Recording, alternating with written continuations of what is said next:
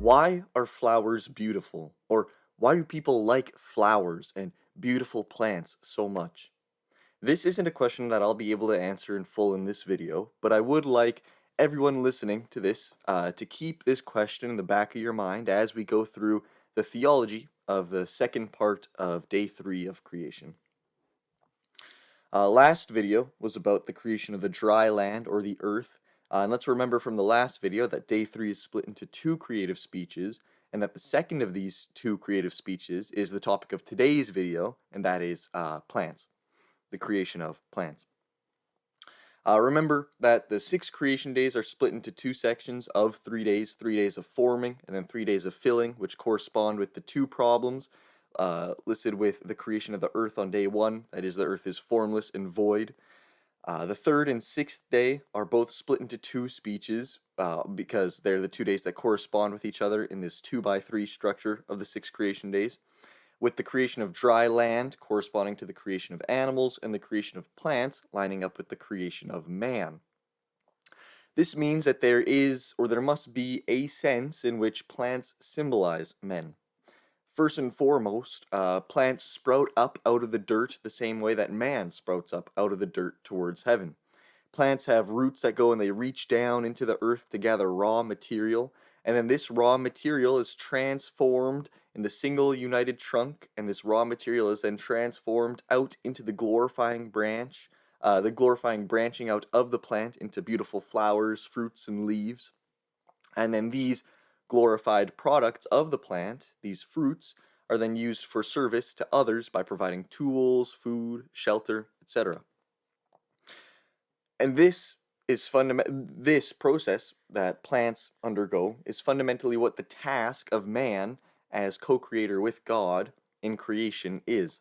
The gathering of raw material and the transformation of that material into a glorifying crown of products, which are then offered up to God as tools, food, and shelter. This task of man is the sacramental task of the Eucharist, and that is what this video is going to be all about. The plants created on day 3 are the sacramental plants. We hear about two specific types of plants that are created on day 3.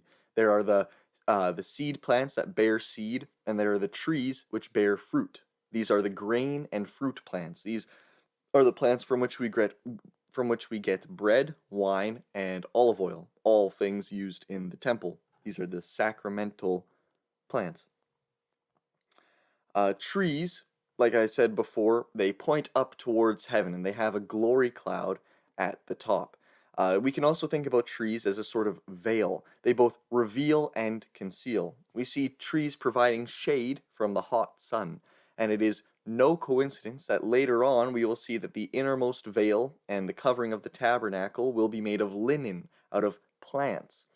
In this way, trees represent an intercessory role, which connects heaven and earth in a way that doesn't destroy that which is below, but rather allows that which is below to interact with that which is above in the most perfect and glorifying way possible.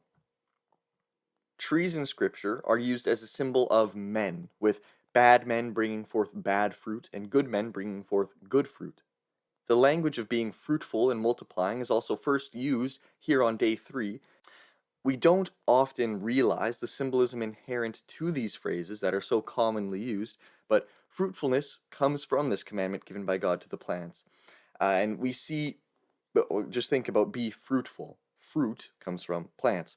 So we see that plants are meant to multiply and fill the earth. They're meant to act as intercessors between the sunlight above and the waters below. They're meant to gather the waters below up into their unifying trunk. And they're meant to take the sunlight from above as energy, which then transforms the waters and the raw material below into material that they can feed animals and man with, or that they can use to supply man with materials for shelter and tools, etc. The sacramental plants created on the third day are the plants that man would first encounter in the garden sanctuary on top of the mountain of the Garden of Eden. In Genesis 2, there's a distinction made between trees and the plants of the field. The trees bearing fruit are the plants that make up the garden sanctuary, while we hear in Genesis 2 that the plants of the field, along with the shrubs, had not yet sprouted. Keep in mind that it's on the sixth day that we hear this. Genesis 2, 5-7 tells us of the shrubless, grainless land, which is the result of a waterless, manless land. And this corresponds to the formless and void earth of day 1. Remember how last video we talked about how the land is created as a microcosm of the more general material universe as a whole? So in Genesis 2, what we see is the creation of the forming of the earth, meaning the planet, as a microcosm of the more general material universe. God solves this waterlessness and manlessness that we hear about in Genesis 2, or the formlessness and voidity, by bringing water, or voidness, by bringing water onto the land and creating man to cultivate the land. This is just like how God solves the problem of the earth being without form by first taking the waters below and transforming them into the waters above, which then rain down on creation, and then by creating the dry land as the conduit through which the waters above and the waters below interact with each other. So also God waters the earth by taking the waters below, raising them up as mist over the land, and then God then creates man as the conduit through which heaven and earth are to interact with each other. To prove himself as a righteous gardener, man was meant to guard the garden sanctuary against the attack of the serpent on the Sabbath, the seventh day of creation, and then enjoy a sabbatical meal with God, transforming the fruits of the trees into a glorified wine, which he then offers up to God, for God to then come down and transfigure, and so on and so forth.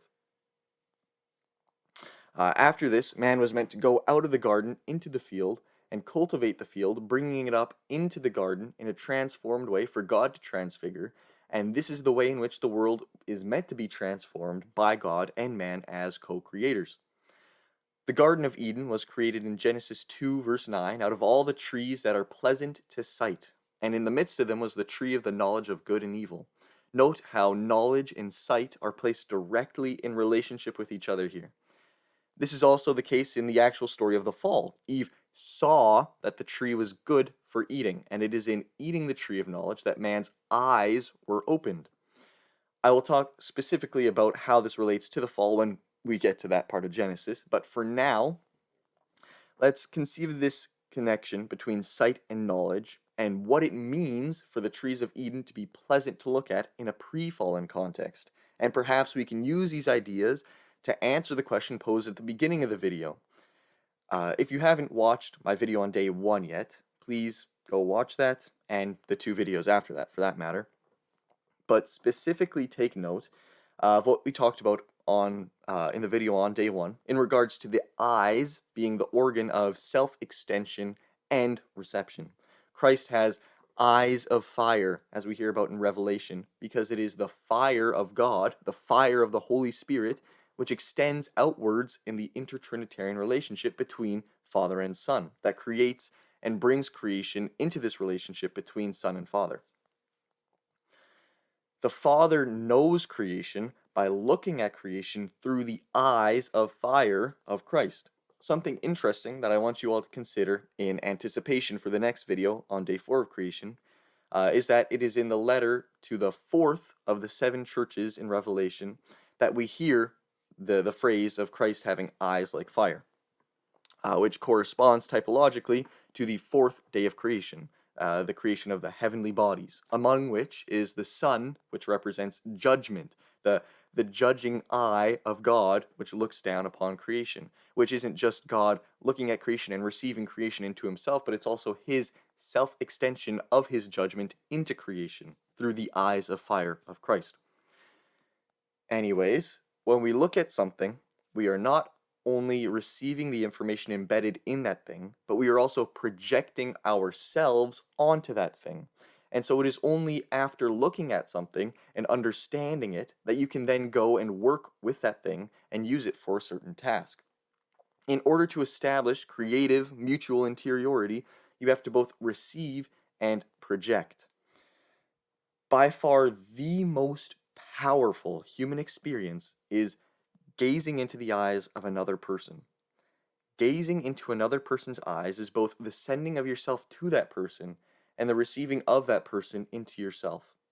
If you've watched my prior videos on Genesis, you would already know the name Rupert Sheldrake and the research he has done to demonstrate that there is a reality to the gaze as a self-extension.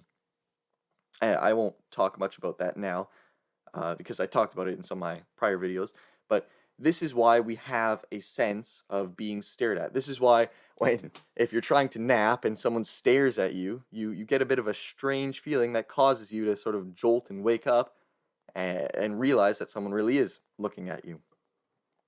A very important part of social conduct is eye contact.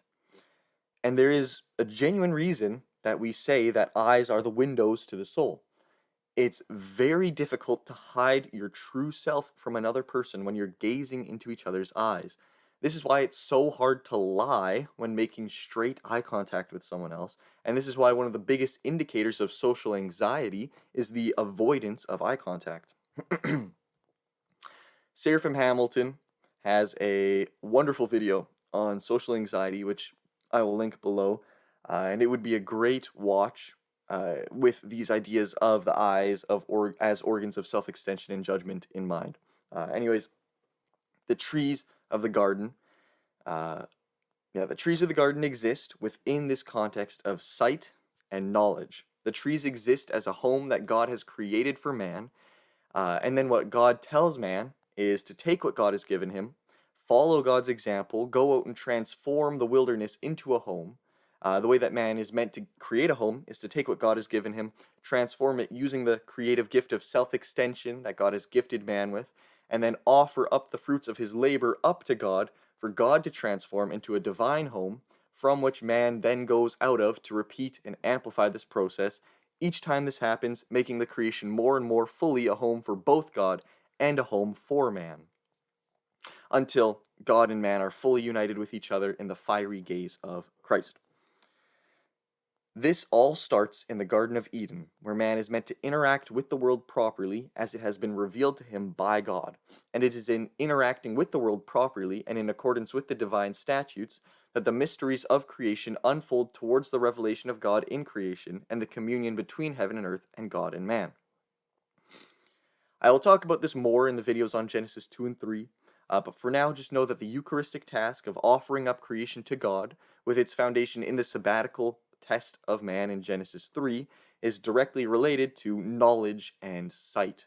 Through the offering up of creation Eucharistically to God, we direct our gaze towards God. God's gaze will then reciprocate and glorify us. If we hide our gaze from God and use creation for our own good at the expense of the other, then when God comes down with his self-extending gaze, we will be ashamed and unable to look up at God. And this is what we see happen with man in Genesis 3. Man makes himself unreceptive to the loving gaze of God and becomes anxious and scared to make eye contact with God, because because man doesn't want God to see the sin in Adam's eyes. Adam has a social anxiety. He's scared that God will look into the windows to his soul and see the deep, dark part of Adam, which he is ashamed of. This will all become a lot more meaningful when we get to Genesis 3, but just keep these ideas in your mind, and if this doesn't make much sense right now, I do apologize for my lack of clarity, but I want to stay on topic here as much as possible, and I'm trying not to sacrifice clarity for being succinct, but I kind of need to pick and choose my battles here.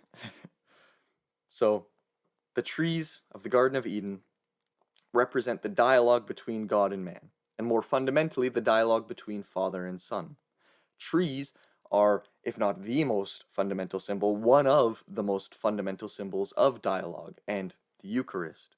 The idea of self-extension towards the other and the reception of the other into yourself. The idea of procession and reversion. The idea of reaching down into the raw materials of the waters below and bringing them up and mingling them with the sunlight from above to create glorifying fruit. Yeah, the idea of the roots that reach down and the leaves that reach up with a single unifying trunk uniting them. This is like the Eucharistic task of man, which is the reaching down into the raw materials of creation given to us by God, and the transformation and glorification of these resources in the united trunk of the human family, which exists as the center and heart of all creation, the microcosm in which all creation is gathered up and then offered up to God, the sunlight of God, which then reaches down and then glorifies the raw materials which man gathers and attaches to himself, and then it reaches out and becomes a glory cloud, a crown. This is how man joins himself to the intertrinitarian relationship of God. And again, watch my video on day 1 if you haven't yet, because this will make way more sense with that as a backdrop or context to what I'm saying here. The relationship between Father and Son is the relationship of procession and reversion. The Father sends his love to the Son, and the Son reciprocates this love back to the Father, and this love is glorified in the Spirit, who carries this love from Father to Son and back. Now, obviously, this happens outside of time with a quicker than instantaneous call and response in the intertrinitarian dialogue, whereas man's response is in time. And here is a wonderful point for me to plug the Theospound podcast, specifically the latest episode on eternity and time by the Blessed Staniloae, where Trey and I talk about eternity and time and what time really is in this context of Trinitarian love and dialogue and communion. So check that out. I think it's a pretty good, I think that's probably our best episode yet. So go check that one out. Recall from my videos on day 1 and 2 that some of the first symbols we see of this communion and extension of God into creation is gold, fire, oil, sapphire, and the rainbow, which circles Christ's head in the vision of Ezekiel and in Revelation. This explains perfectly why we as humans find colorful things and golden things so beautiful. It's because color and gold are symbols of this dialogue, which is the entire purpose of creation and the end goal towards which everything looks. And this is where we find the answer to the question of why people find flowers so beautiful and why flowers and plants are so commonly used in romantic gestures and in romantic poetry. This also explains why women, especially, like flowers so much. And this is because there's a direct relationship between glory, reciprocation, and femininity. Flowers are used in romantic gestures because the relationship between husband and wife is that of masculine and feminine.